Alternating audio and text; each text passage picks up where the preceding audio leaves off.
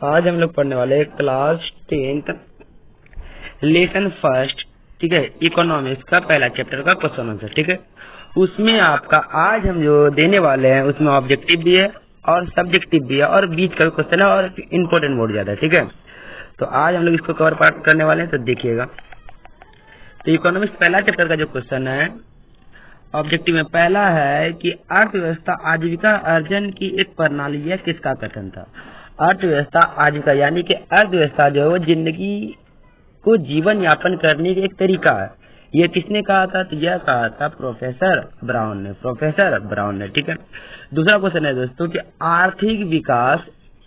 आर्थिक विकास एक ओर श्रम शक्ति में वृद्धि की दर तथा दूसरी ओर जनसंख्या में वृद्धि के बीच का संबंध है, यह किसका कथन था? तो यह कथन है दोस्तों प्रोफेसर रोस्टोव का। प्रोफेसर, इनका कहने का मतलब ये है कि आर्थिक विकास जो है वो एक श्रम शक्ति में वृद्धि की दर है और दूसरी ओर जनसंख्या में वृद्धि के बीच का संबंध है, यह कहा था प्रोफेसर रोस्टोव ने कि जनसंख्या अगर अधिक हो रहा है तो उससे कोई दिक्कत नहीं, अगर उन्हीं जनसंख्या में मेहनत करने की क्षमता हो तो दोनों समान होगा और देश का क्या होगा? विकास होगा, ये कहा था प्रोफेसर रोस्टोव ने। ठीक है, तीसरा क्वेश्चन है दोस्तों भारत में योजना आयोग का गठन कब हुआ था? बहुत इंपॉर्टेंट क्वेश्चन है दोस्तों ऑब्जेक्टिव का।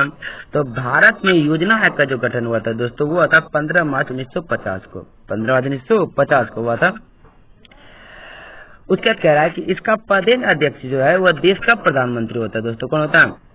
इस योजना आयोग का जो अध्यक्ष होता है दोस्तों वो होता है देश का प्रधानमंत्री, देश का प्रधान। जैसे कि अभी वर्तमान में देश का प्रधानमंत्री है नरेंद्र मोदी दामोदर दास जी। ठीक है, इसलिए अभी वर्तमान योजना आयोग का जो अध्यक्ष होगा कौन होगा?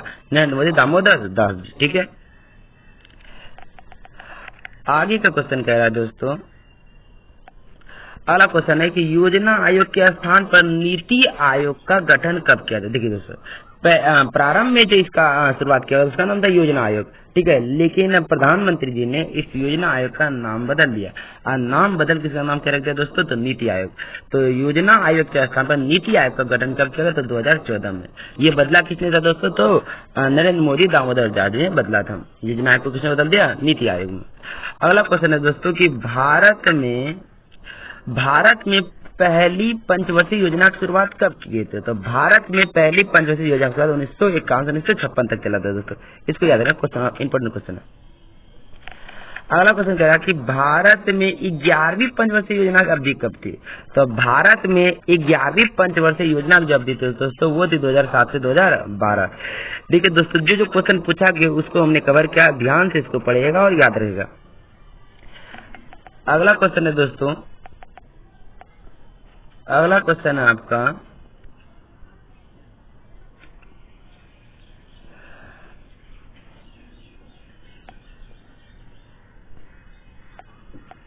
अगला क्वेश्चन है कि राष्ट्रीय विकास योजना परिषद का गठन कब हुआ था?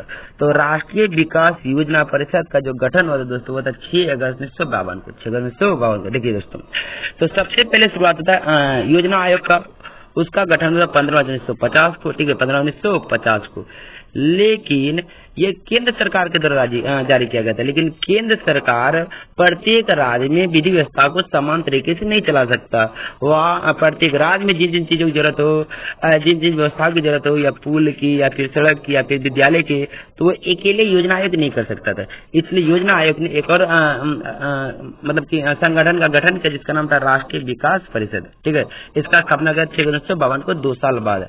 इसका जो अध्यक्ष होता है दोस्तों, इसका अध्यक्ष इसका पदेन सदस्य जो होता है वो होता है मुख्यमंत्री, प्रत्येक राज्य का मुख्यमंत्री, प्रत्येक राज्य का। बिहार का मुख्यमंत्री अभी कौन है? तो नीतीश कुमार जी, वे राष्ट्रीय विकास परिषद क्या है?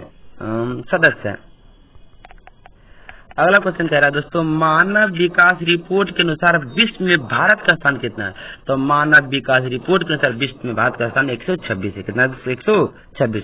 मानव विकास रिपोर्ट क्या होता है दोस्तों? आपको थोड़ा सा बता देते हैं कि प्रत्येक देश के विभिन्न लोगों के बीचों की जो शैक्षणिक मतलब शिक्षा, स्वास्थ्य और वहाँ की विधि व्यवस्था के आधार पर हम लोग मानव विकास रिपोर्ट निकालते हैं। जिस देश में शिक्षा की व्यवस्था अच्छा हो, स्वास्थ्य की व्यवस्था अच्छा हो, या फिर वहाँ लोगों की प्रति व्यक्ति आय अच्छा हो, तो वो देश का मानव विकास रिपोर्ट सबसे अच्छा होता है। जिसमें कम होता है उसका मानव विकास रिपोर्ट क्या होता है? थोड़ा नीचे होता है। तो भारत का स्थान है 126वां। एक नंबर पे नॉर्वे है। एक नंबर पे कौन है दोस्तों? तो नॉर्वे, इसको याद रखिएगा। अगला क्वेश्चन है दोस्तों कि 2008 से 2009 में बिहार का विकास दर कितना प्रतिशत है? ये क्वेश्चन दोस्तों कई बार पूछा गया। तो 2008 से 9 में बिहार का विकास दर जो था दोस्तों वह 11.03% है। मतलब कि पूरे भारत में 2008 से 9 में जो सबसे अधिक विकास किसने किया था? तो पहले पे गुजरात था, दूसरे पे कौन था दोस्तों? तो बिहार। ये बहुत ही आश्चर्य की बात है कि पहली बार बिहार इतना ज्यादा विकास कर रहा है। इसका विकास प्रतिशत जो था दोस्तों वो था 11.03%। अब पहले पे गुजरात 11.05%। ठीक है। अगला क्वेश्चन दोस्तों कि बिहार के विकास के बिना भारत के विकास संभव नहीं है, किसका कथन था? तो ये दोस्तों डॉक्टर एपीजे अब्दुल कलाम का इंपॉर्टेंट क्वेश्चन दोस्तों याद रखिएगा। इन्होंने कहा था जब तक बिहार का विकास न होगा तब तक भारत का विकास संभव नहीं है। ये डॉक्टर एपीजे अब्दुल कलाम जी ने कहा था। अगला क्वेश्चन दोस्तों कि झारखंड बिहार से कब हुआ था? ये भी क्वेश्चन पूछा गया है। तो झारखंड जो है दोस्तों बिहार से 15 नवंबर 2000 को अलग हो गया था। 15 नवंबर 2000 को अलग हो गया था। अगला क्वेश्चन है दोस्तों कि गरीबी एक कैंसर की तरह।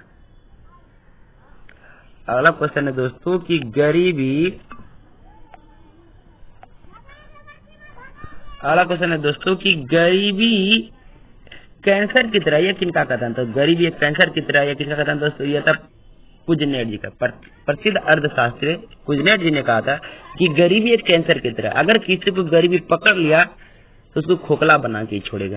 ये किसने कहा था? तो कुजनेर जी ने। जिससे कैंसर अगर किसी स्वस्थ शरीर के इंसान में हो जाता है फिर उसका शरीर फिर सही तरीके से चल नहीं पाता। उसके जो गरीबी है वो एक कैंसर की तरह लोगों के लिए, यह कहा था कुजनेर जी ने। अगला क्वेश्चन है कि ग्रामीण लोगों के लिए कितने कैलोरी ऊर्जा आवश्यकता होती है? तो 2400 कैलोरी। कितने कैलोरी? देखिए दोस्तों ये सरकार के द्वारा एक अनुमानित ऊर्जा का स्रोत है कि लोगों को कितना ऊर्जा मिल जाए जो हम कहें कि वो गरीब नहीं है। तो ग्रामीण लोगों को अगर प्रतिदिन 2400 कैलोरी ऊर्जा मिल जाए तो वह थोड़ा गरीबी का क्या है, ठीक तरीके से चल रहा है। और शहरी लोगों के लिए कितनी कैलोरी ऊर्जा आवश्यकता? तो वह 2100। इतना इसलिए दोस्तों कि ग्रामीण लोग जो है वो शारीरिक यानी कि शरीर से काम अधिक करते हैं। शारीरिक काम जो होते हैं दोस्तों वो गांव के लोग अधिक करते हैं, इसलिए इसको ऊर्जा आवश्यकता अधिक पड़ती है। और शहर के लोग होते हैं ये सब मानसिक काम अधिक करते हैं। मानसिक ये लोग जो है दोस्तों ये लोग मानसिक काम अधिक करते हैं, इसलिए शहर के लोगों को ऊर्जा आवश्यकता कम होती है। ठीक है। तो ये दोनों क्वेश्चन पूछा गया, याद रखिएगा। अगला क्वेश्चन कह रहा है दोस्तों कि नरेगा के तहत, ठीक है दोस्तों, नरेगा के तहत ग्रामीण मजदूरों को साल में कम से कम कितने दिनों के लिए रोजगार देने की व्यवस्था की गई? नरेगा राष्ट्रीय ग्रामीण रोजगार गारंटी अधिनियम। पहले इसका नाम था मनरेगा, महात्मा गांधी राष्ट्रीय ग्रामीण रोजगार गारंटी अधिनियम। तो इसके तहत जो मजदूरी यानी कि लेबरी कार्ड जो बनाता है दोस्तों, इसके तहत प्रत्येक ग्रामीण के लोगों को एक साल में कम से कम 100 दिन काम दिया जाएगा मुखिया की तरफ से। ठीक है दोस्तों, तो 100 दिन। अगला क्वेश्चन दोस्तों आर्थिक विकास से क्या समझते हैं? ये क्वेश्चन आपका दोस्तों 20 का। ठीक है, ये आपका 20 का क्वेश्चन है जो कि पूछा गया है, इंपोर्टेंट क्वेश्चन है और आपकी लगभग भी है, लेकिन ये 20 का क्वेश्चन जो पूछा गया क्वेश्चन है। ठीक है दोस्तों, इसको देख लेते हैं। क्वेश्चन है आर्थिक क्रिया से आप क्या समझते हैं? तो आंसर इसका है दोस्तों कि मनुष्य की वे सभी क्रियाएं जिनसे उन्हें आय की प्राप्ति होती है आर्थिक क्रिया कहलाती है, जैसे कृषि, उद्योग, व्यापार इत्यादि। ठीक है दोस्तों, आर्थिक मतलब होता है पैसा। तो मनुष्य का वे सभी क्रिया, मनुष्य जितने भी काम धंधा करते हैं और उनसे अगर उनसे आय की यानी कि पैसे की प्राप्ति होती, कमाई होती, उसे क्या कहते हैं हम लोग? आर्थिक क्रिया कहते हैं। तो मनुष्य की वे सभी क्रियाएं जिनसे उन्हें आय की प्राप्ति होती है आर्थिक क्रिया कहलाती है, जैसे कृषि से उसको पैसा मिलता है, उद्योग से, व्यापार से इत्यादि चीज मिलती है। ठीक है दोस्तों, अगला क्वेश्चन है दोस्तों जो कि पूछा गया बोर्ड एग्जाम में, 2 नंबर का क्वेश्चन है सब कि समावेशी विकास से आप क्या समझते हैं? समावेशी विकास से क्या समझते हैं? तो इसका आंसर है दोस्तों कि विकास की वैसी प्रक्रिया जिसमें समाज के सही वर्गों का जीवन स्तर ऊंचा हो तथा विकास ठीक है दोस्तों, तथा विकास कार्य बोला कि तथा इस विकास कार्य से समाज का कोई भी वर्ग अछूता ना रहे तो विकास की ऐसी प्रक्रिया को समावेशी विकास कहते हैं दोस्तों। तो आंसर इसका दोस्तों कि क्वेश्चन था आपका समावेशी विकास से क्या समझते हैं? तो आंसर आपका कि विकास की वैसी प्रक्रिया जिसमें समाज के सही वर्गों का जीवन स्तर ऊंचा हो तथा इस विकास कार्य से समाज का कोई भी वर्ग अछूता ना रहे तो विकास की ऐसी प्रक्रिया को समावेशी विकास कहते हैं दोस्तों। अगला क्वेश्चन है दोस्तों आपका ये सब दोस्तों आपका बीच का क्वेश्चन है जो कि इम्पोर्टेंट है। अगला क्वेश्चन है दोस्तों, अर्थव्यवस्था मुख्य रूप से कितने कार्य को संपादित करती है? ये जो अर्थव्यवस्था का जो क्षेत्र चला है दोस्तों, वर्तमान में अर्थव्यवस्था का क्षेत्र चला, ये मुख्य रूप से कितने कार्य को संपादित करती है यानी करती है? तो अर्थव्यवस्था जो है मुख्य रूप से 2 कार्य को संपादित करती है। पहला कार्य दोस्तों कि लोगों की आवश्यकताओं की संतुष्टि के लिए विभिन्न प्रकार की वस्तु एवं सेवाओं को उत्पन्न करती है। मतलब कि लोगों को जिन जिन चीजों की जरूरत होती है, उनकी आवश्यकता जो होती है उसी की संतुष्टि करने के लिए सबसे पहला ये वस्तु और सेवाओं को उत्पन्न करती है। कौन? अर्थव्यवस्था। मतलब कि मार्केट में जितनी भी वस्तुएं बनते हैं और उन वस्तुओं का जो हम लोग उपयोग करते हैं तो वो अर्थव्यवस्था के अंतर्गत तो बनता है। तो पहला ये, और दूसरा है लोगों को रोजगार के अवसर प्रदान करती है। दूसरा है दोस्तों लोगों को रोजगार का अवसर प्रदान करती है। तो अर्थव्यवस्था मुख्य रूप से 2 कार्य को संपादित करती है। पहला कि लोगों की आवश्यकताओं की संतुष्टि के लिए विभिन्न प्रकार की वस्तुओं में सेवाओं का उत्पादन करती है, और दूसरा लोगों को रोजगार के अवसर प्रदान करती है। ठीक है दोस्तों। अगला है दोस्तों कि वस्तु विनिमय प्रणाली से आप क्या समझते हैं? तो जब विनिमय का कार्य वस्तु द्वारा संपन्न होती है तो देखिए दोस्तों कह रहा जब विनिमय का कार्य वस्तु द्वारा संपन्न होती है तो वस्तु की ऐसी प्रणाली को वस्तु विनिमय प्रणाली कहते हैं। यानी कि जब लेन देन का काम हम लोग वस्तु द्वारा संपन्न करते हैं तो उसे वस्तु विनिमय प्रणाली कहते हैं। जैसे चावलों के बदले में गेहूं आदि, मुझे पहले चलता था। ठीक है दोस्तों, पहले के जो समाज थे तो वहां पर पैसे नहीं थे, यानी कि किसको प्रमूल्य माना जाए वो नहीं था। तो लोगों को अगर किसी वस्तु की जरूरत होती तो लोग जो होते थे वो अपना एक वस्तु देख के उससे दूसरा वस्तु ले लेते थे। तो यहाँ पर जो लेन देन का काम किया वो वस्तु किया, इसलिए इसको वस्तु विनिमय प्रणाली कहते हैं। ठीक है दोस्तों। अगला क्वेश्चन है दोस्तों, मौद्रिक प्रणाली से आप क्या समझते हैं? तो जब विनिमय का कार्य मुद्रा द्वारा संपन्न होती है, जब विनिमय मौद्रिक प्रणाली, जब विनिमय का कार्य यानी लेन देन का कार्य मुद्रा द्वारा संपन्न होती है तो ऐसी प्रणाली को मौद्रिक प्रणाली कहते हैं। अभी क्या है दोस्तों, तो अभी मौद्रिक प्रणाली चलती है। हमको किसी चीज की जरूरत होती है तो हम अपना पैसा उसको देते हैं, उसकी कीमत उस वस्तु और वो वस्तु हम घर लेते आते हैं। तो ये कौन सी प्रणाली है? तो मौद्रिक प्रणाली है। अगला है क्वेश्चन दोस्तों आपका, कोर बैंकिंग प्रणाली से आप क्या समझते हैं? कोर बैंकिंग प्रणाली से क्या समझते हैं? ये ज्यादा प्रचलन दोस्तों, अगर मतलब कि जितने भी लोग अभी बाहर जाके कमाते हैं तो वो जो पैसा अपने घर में भेजते हैं वो कोर बैंकिंग प्रणाली के माध्यम से भेजते हैं। इसका मतलब क्या होता है समझते हैं? कह रहा जब कोई व्यक्ति एक स्थान से दूसरे स्थान तक बिना विलंब किए, जब कोई व्यक्ति एक स्थान से दूसरे स्थान तक बिना विलंब किए पैसे का लेन देन बैंक के माध्यम से करती है तो बैंक की इस प्रणाली को कोर बैंकिंग प्रणाली कहते हैं। ये अभी आप देखते हैं कि जो बाहर में भैया अगर आपके जो भी काम करते होंगे, जो इसका महीना लग जाता है और वो पैसा जो है बिना लेट के आराम से पैसा भेज देते हैं खाता, मतलब दूसरे खाता को भेज देते हैं आराम से, और आप जाके पैसे को निकाल लेते हैं। तो ऐसी व्यवस्था को हम लोग कहते हैं कोर बैंकिंग प्रणाली। क्या कहते हैं दोस्तों? कोर बैंकिंग प्रणाली। ठीक है दोस्तों। अगला क्वेश्चन है दोस्तों आपका इंपॉर्टेंट क्वेश्चन है दोस्तों, कई बार पूछा गया क्वेश्चन है कि एटीएम क्या है?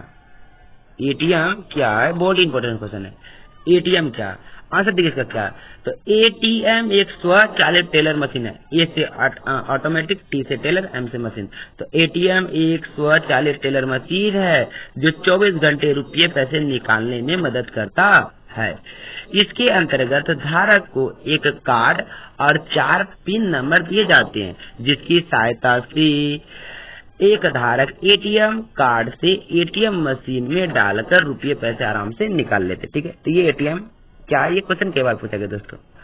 अगला क्वेश्चन है दोस्तों आपका, राष्ट्रीय आय से क्या समझते हैं? ये क्वेश्चन सभी दोस्तों आपका बीच का क्वेश्चन है। ठीक है दोस्तों, तो ध्यान से सबको याद करिए, इंपॉर्टेंट क्वेश्चन।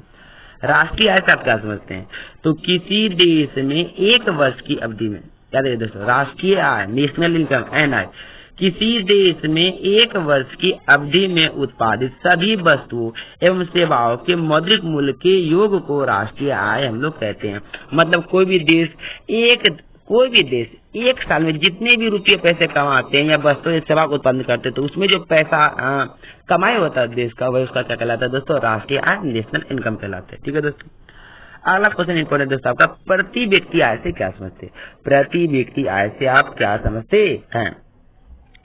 तो आंसर दोस्तों कि देश के कुल राष्ट्रीय आय में देश की कुल जनसंख्या से भाग देने पर जो भागफल आता है उसे प्रति व्यक्ति आय कहते हैं। दोस्तों इंपॉर्टेंट क्वेश्चन है, आंसर भी ठीक है। मतलब कि कोई भी देश एक साल में जितना पैसा कमाता है तो उसके कुल राष्ट्रीय आय में उस देश की कुल जनसंख्या से जब हम भाग दे देते हैं तब क्या निकलता है दोस्तों, तो प्रति व्यक्ति आय निकलता है। ठीक है दोस्तों, अगला क्वेश्चन है दोस्तों आपका कि कृषि जनित उद्योग से आप क्या समझते हैं। कृषि जनित उद्योग, तो ऐसे उद्योग जो कच्चे माल के लिए, ऐसे उद्योग जो कच्चे माल के लिए कृषि पर आश्रित होते हैं कृषि जनित उद्योग कहलाते हैं।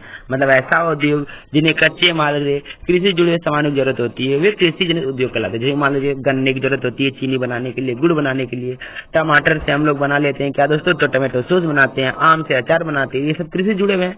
तो कृषि जुड़ा उद्योग क्या कहलाता है, कृषि जनित उद्योग कहलाता है दोस्तों।